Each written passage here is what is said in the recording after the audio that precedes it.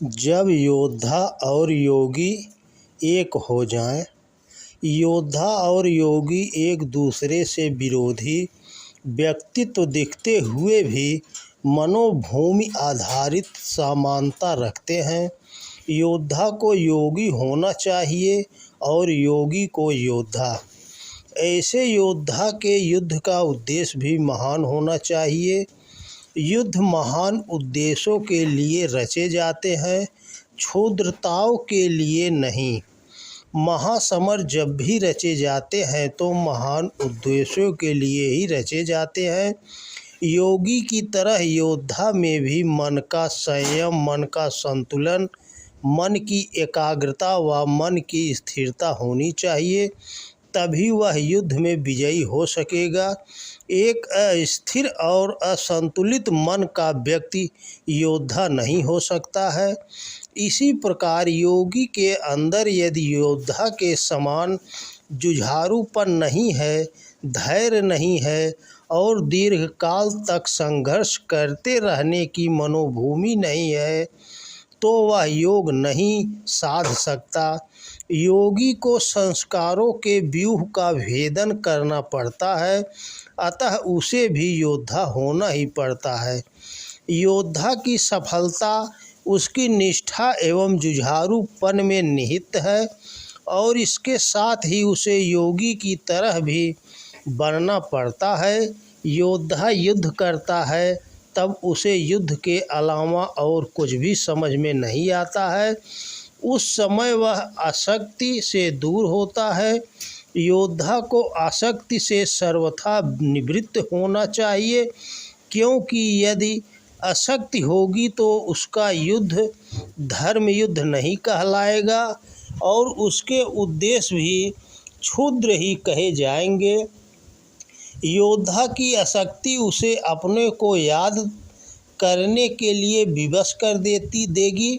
जिस योद्धा को पल पल घर की याद सताए, परिजनों की याद सताए, वह युद्ध नहीं कर सकता है।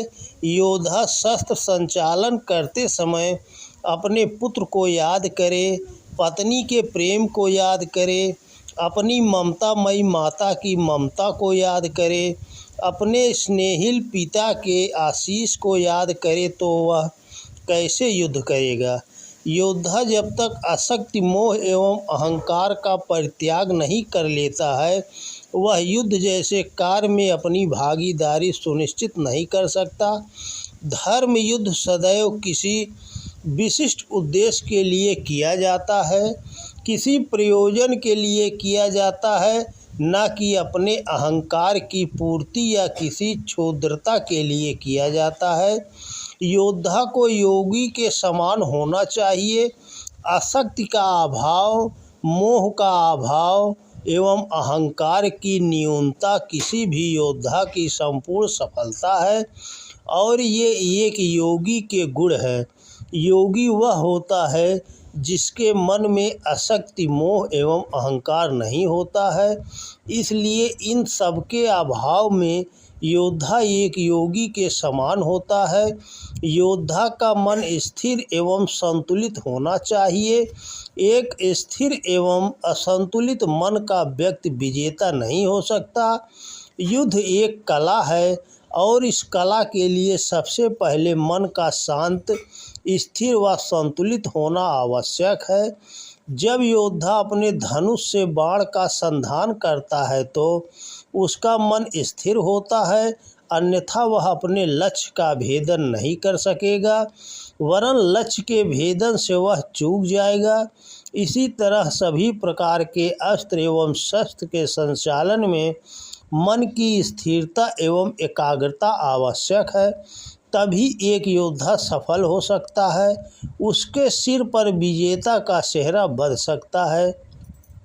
योद्धा में अपार धैर्य, सहनशीलता एवं जुझारूपन होना चाहिए।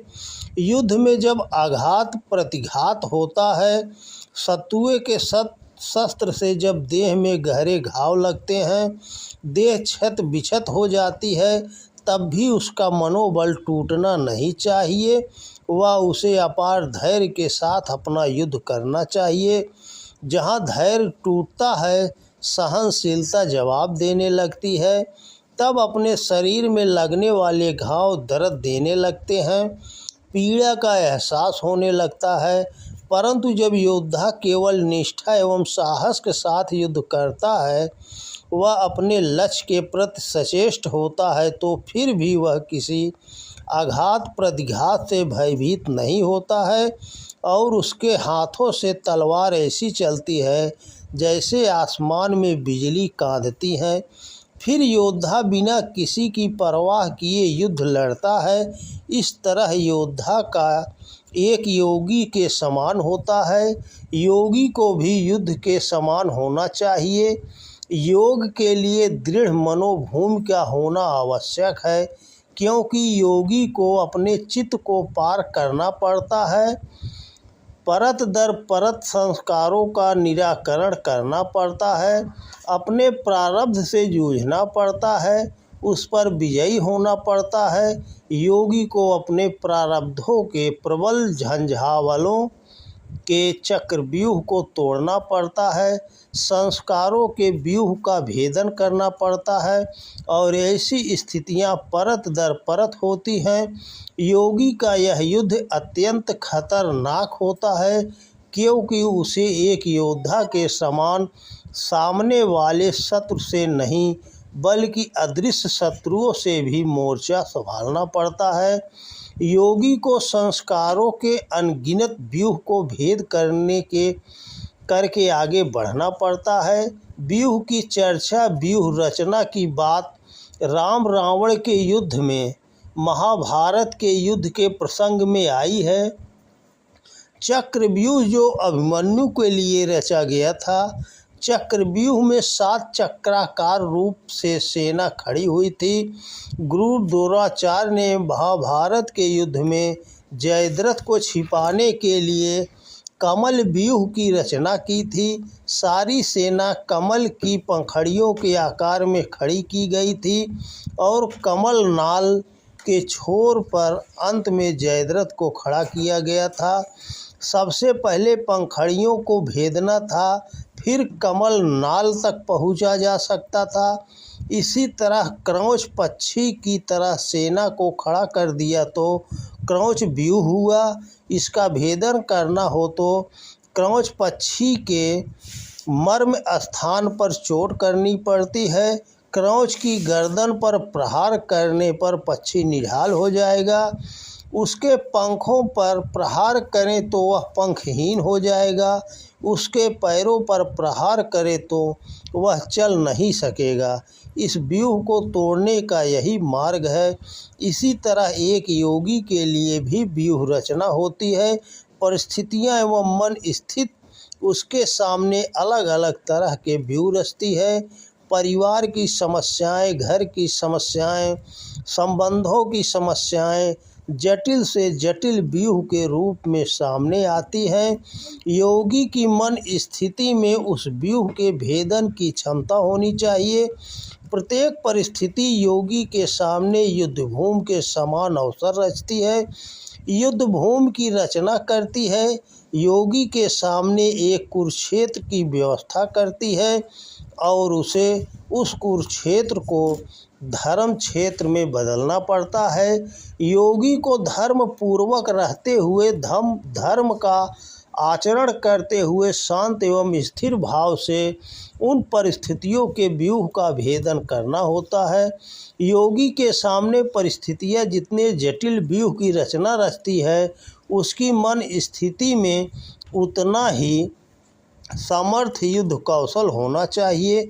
जो योगी अपनी मन स्थिति में, अपने व्यक्तित्व में योद्धा नहीं है, वह युद्ध नहीं कर सकता है, वह विजेता नहीं हो सकता है।